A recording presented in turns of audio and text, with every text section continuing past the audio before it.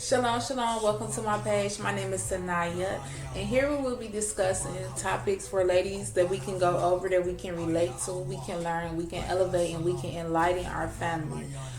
Today, I want to talk about if you are spiritually or physically content with complacency.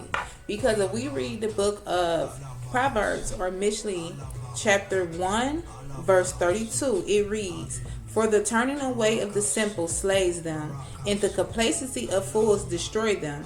But whoever listens to me dwells safely, and it is at ease from the dread of evil." Excuse me. And I say this because this topic is very important, because if we look at the days we are living in, it's so many things on the horizon. We know that this kingdom is falling, and we know that a new kingdom is being ushered in. So the things we see in Maui, over in Hawaii and all that, that's just a small test of what's to come. So us knowing that we're finna go through Jacob troubles, are we preparing ourselves? Or are we just content with saying we're going to wait on the Most High? Because the Most High tells us to prepare. How do we prepare ourselves? Are we preparing our temples? Are we changing what we eat? Are we watching and paying attention to what we put into our eyes? Are we allowing social media in the U.S. to train our thinking, to divide our households? We have to come out of all of that. We have to start purging those things away from us. So are we collecting food saved up?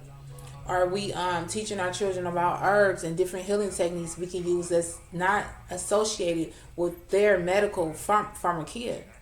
See, we have to return back to the original ways. We have to go back to our heritage, our culture. Are we, as well, are we getting fit?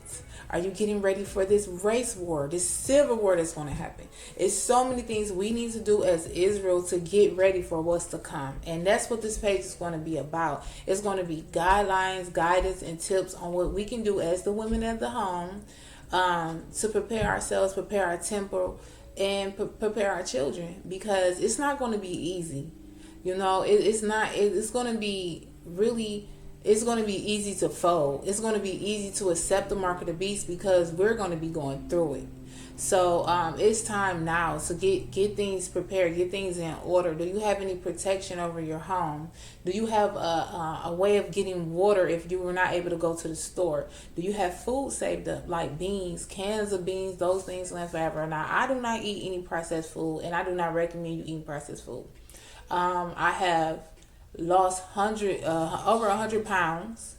No, probably about 80 or 90 pounds. But I'm still losing weight, and I want to lose more, because I want my temple to be accessible to the Ruach, because in those times your spirit is what's going to keep you.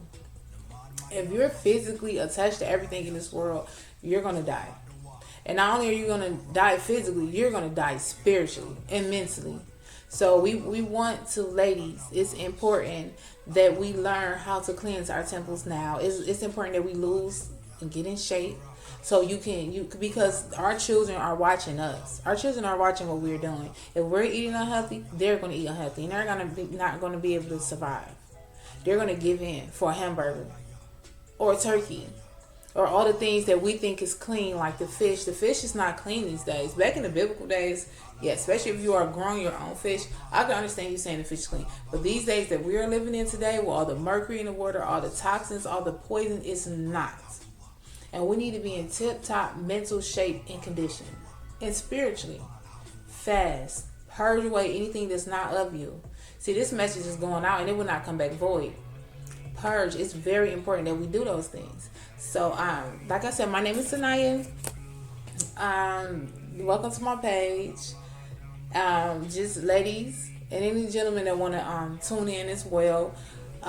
We have to get ready for this NWO, because if you know the DEW, the direct energy warfare weapon that just hit over there in Hawaii, is not gonna that was just the beginning. So we needs to be ready. Okay? We needs to be ready for what's to come. And you have to do that by exercising, by taking herbs, learn about the herbs. I have an herb book I am writing. I have several books I am studying, including Dr. Layla Africa. I just finished my Queen Afu book. And I'm reading. I have another herb book there, but it's not by Hebrew, so I'm still going to learn the knowledge out of it. But I try to stay within our culture of people, because those are the people that I can relate to. I'm waiting on Yaki to drop his book. If anybody want to help me to buy more books so I can help educate you guys, or I can tell you about the book or include it in my book I am writing, I'm going to put my Cash App on here so anybody can help me want to get books, herbs. I'm doing a lot of research. Right now I'm drinking a ashwagandha herb and a chamomile with senna leaves. That's good for relaxation. Ashwagandha is good for energy if you drink it the night before, because it's also good for relaxation, but it helps to restore your melatonin, your serotonin levels. Senna leaves is good for cleansing the colon, because it's very important that we go at least twice a day, and we're not doing that. If you really look at it, people, we are going once every few days. I mean, before I started eating healthy, I remember going once every few days. So that's not good. You cannot function and be a vessel as of the Most High like you want to say, because the Bible tells us to not just be hearer of the words, but doer of the words. So that means we have to be an example of the Most High God. I remember when I first used to read it, when I first finished the Bible the first time, then I flipped it over to start it over again. It was November, I believe the 1st at 12 o'clock, 2020. Look at those numbers. 2020, November 1st, and it was 12 o'clock when I finished my first time reading the Bible cover to cover. I was so proud of myself. I wrote down the date and time. I flipped it over to read it again. Halfway through the Bible, that's when I realized, okay, we're the Israelites. That was simple. That was clear. Everybody in the Bible was black. That was clear. Also, I realized that I didn't feel different. I still was suffering from sickness. I still was relying on the Western medicine and their research, because they're just searching what we already had known, and they're giving it back to us with their chemicals and their processed genetically modified ingredients to make you addicted more, to make more money. So I was still dependent on them. I still was going to them, and the inside I still felt dead. I knew of Yahushua. I knew of Ahaya. I knew I was the chosen, and I still have my disdain or anger towards sin. I'm not saying that should be ever took out. You're always going to dislike sin, because that oppression drives a wise man mad. So of course you're going to be upset when it comes to that, spiritually vexed when you see a people oppressed. But I'm saying, like, I didn't feel good in the inside. So not until I started to purge that, and the Most High started revealing more and more stuff to me, like, hey, shouldn't eat that. That's going to affect your mood. It's going to affect your hormones. It's going to affect the way you feel. It's going to affect the way you think. It's going to affect the way you react to your emotions around you, your energy in motion. So when I realized that, and then I started purging all the things, I started watching what I eat. I started buying, I bought a Yaki packet called the Geogenetics Therapeutic Package, which really cleansed me out so good, y'all.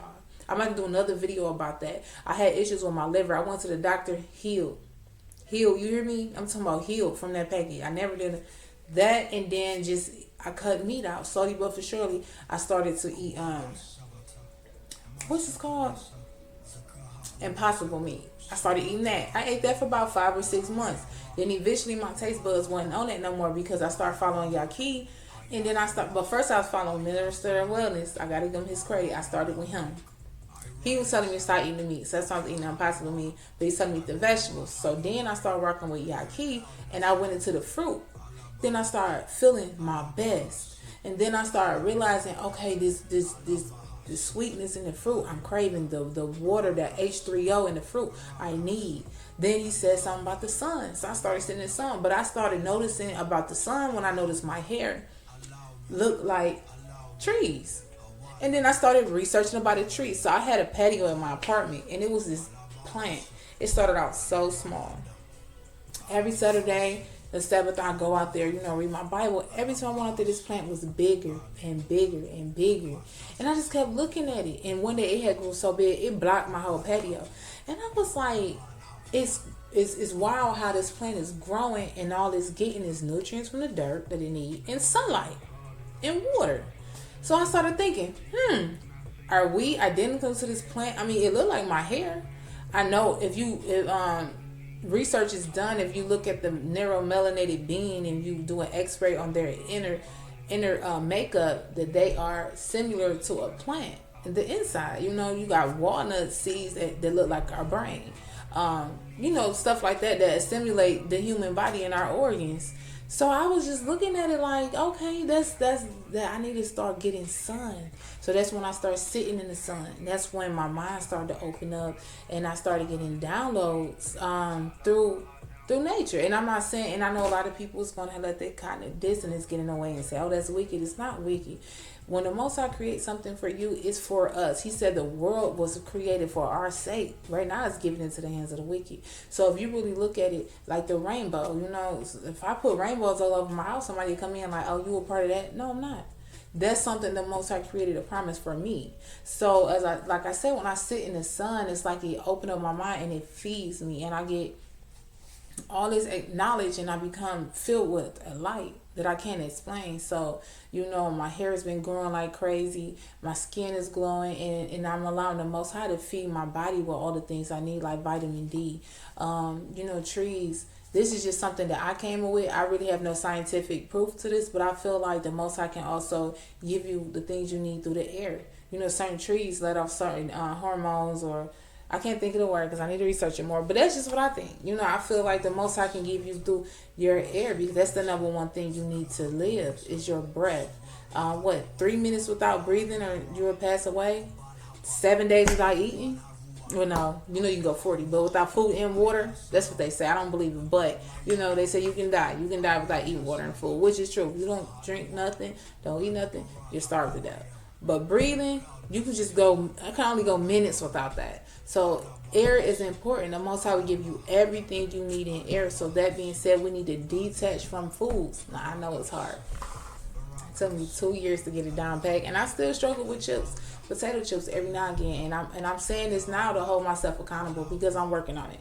But I fell off every now and again, but I always go back where I started, and I get better because I know how I felt when I fell off.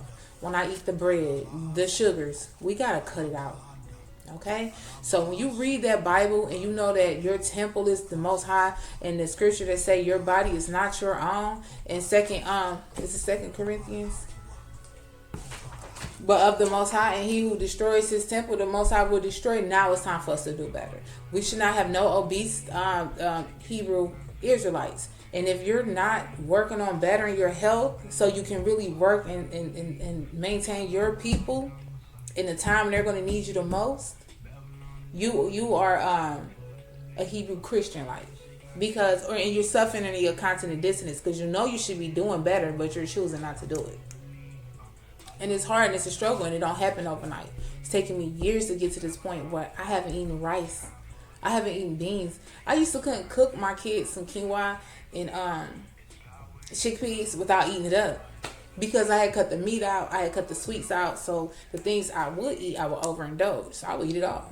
They get some, and I get the rest.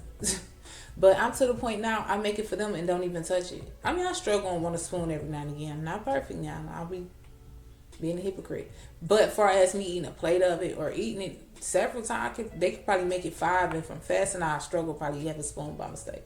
But I'm saying like eating it like regularly like I was doing and enjoying it. Haven't touched it in, this to be my 3rd week.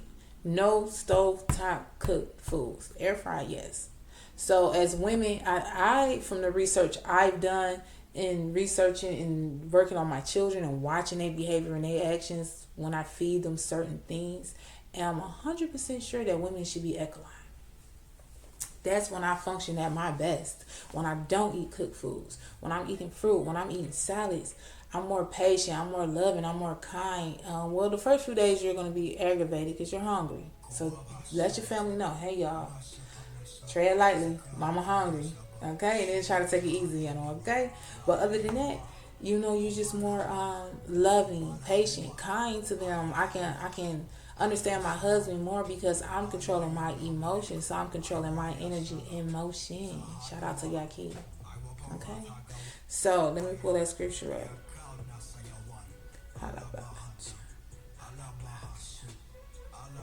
Okay.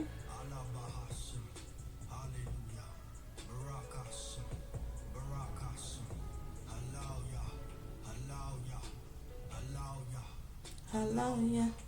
Hallelujah. Okay, let's bring that out. So this is the book of. Okay, they ain't gonna give me the KJV. You know what? I got this right here.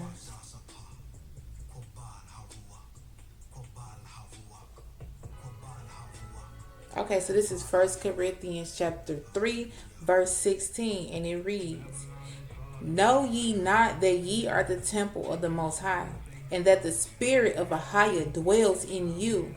If any man defile the temple of Ahiah, him shall Ahiah destroy. For the temple of the Most High is Kodesh, which temple ye are. Let no man deceive himself. So you know better, do better. Because just having knowledge is not enlightenment. The execution of knowledge is enlightenment. It's power. It's understanding. That's understanding. That's wisdom. Knowing something is just knowing it. But to really be to really have that power, that understanding, that wisdom, and walk in the Ruach, once the Most High reveal it to you, you have to do it. You have to be doers of the word. And shout out to 19 Keys on that little quote he gave me, because I didn't get that for myself. I changed the words around.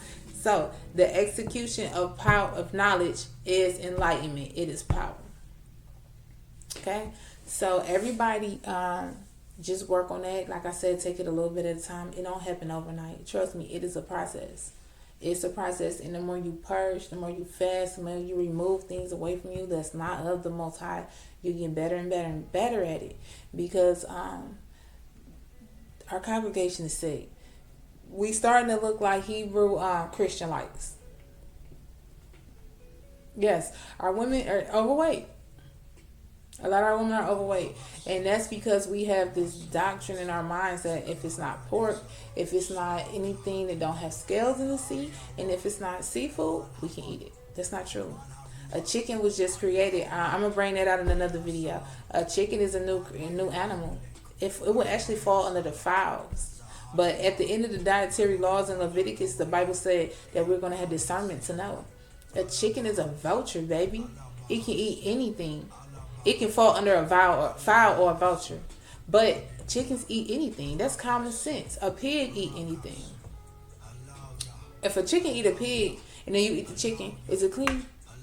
No. So you shouldn't put nothing in your body to eat anything on the ground. So we was taught, because these Jewish people, they love for us to disobey the Most High.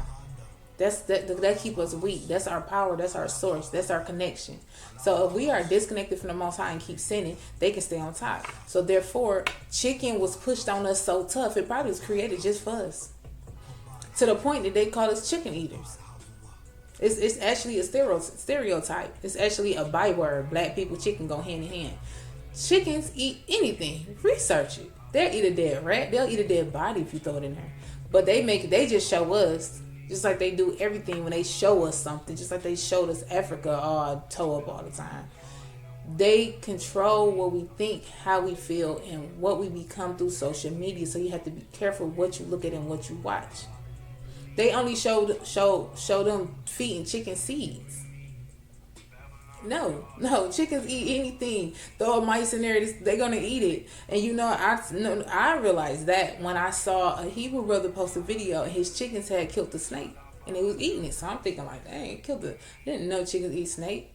Then I started researching it more and more after that. My daughter was eating chicken. My daughter, we came to the truth. I came to the truth for 3 years now. So, when I introduced it to her, if she didn't have the zeal like I did for it, but she was learning. But I had cut the meat out, so it was a little harder for her. She was staying with her dad. It was a little harder for her. So after a while, she was with me, and I was like, look, you can do it. But she was like, all right, I can stop the pork, but I'm eating my chicken. And I was observing her. She was working at Chick-fil-A. My baby's eating chicken sandwiches every day. I was observing her. She had the disposition of a chicken. She was laughing like, she was clucking. Her head kept looking all around. I would look at her and she'd go walking off. And I was just like, I'm like, dang, you are what you eat. You are are what you eat. But not only that, define a chicken. If you look it up, somebody scary, somebody timid. And that's why you get a lot of black people that's afraid to stand up, afraid to speak up, afraid to lose themselves for the younger generation. All that revolutionary people are afraid. They trying to talk. They living in fear, but we constantly destroying each other. Make that make sense. And it's probably because you in fear. You swiveling your head. You watching out for the options. Somebody gonna run up on you. You know, you smoking, your nerves bad because you eating chicken. You're making yourself a coward. Subconsciously, you're training yourself to be a coward through the food that you eat. They pumping it full of steroids, feminine steroids, and the weed. So it's all type of things directed us to destroy us, you know. So back to the chicken. Chicken is a part of our voucher. I know, it sucks and it hurts. But we have to stop eating it. We have to stop eating meat at this point at all, because now we know the meat is not even real anymore. You eating the humans. So that being said, I'm going to end this. Like I said, welcome to my page. Tune in next week for more information. If you guys have anything you probably want to discuss, leave it in the comment section. Share this video as much as possible. And thanks for tuning in. Shalom, shalom.